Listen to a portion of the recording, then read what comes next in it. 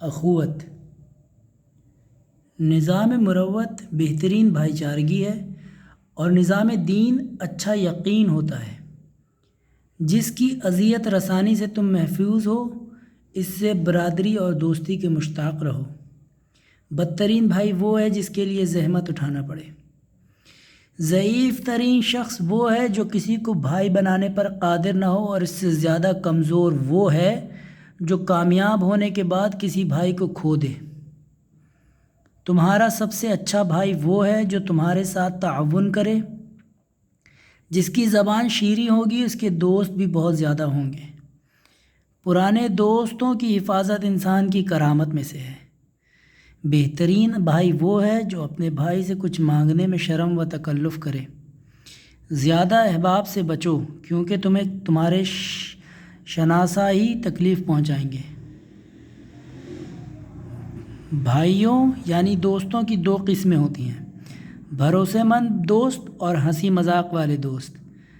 جہاں تک بھروسے مند اور قابل اعتماد دوستوں کی بات ہے تو یہ لوگ ہتھیلی، بازو، خاندان اور دولت کی طرح ہوتے ہیں۔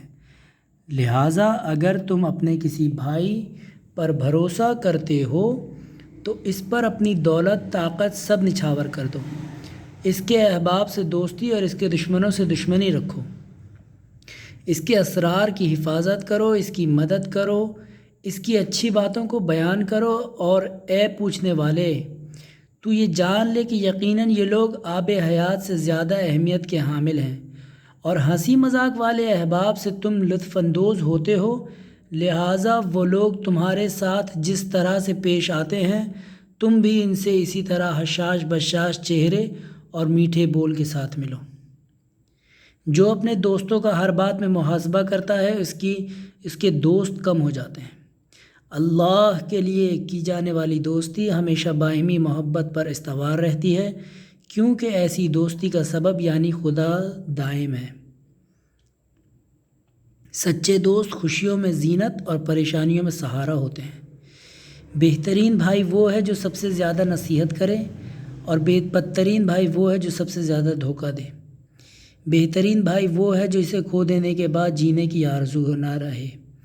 بہترین بھائی وہ ہے جو نصیحت کرنے میں تکلف نہ کرے۔ بدترین بھائی وہ ہے جو خود بھی نیکیوں سے دور رہے اور تمہیں بھی دور رکھے۔ تمہارا بدترین بھائی وہ ہے جو غلط بات پر تمہیں راضی کر لے۔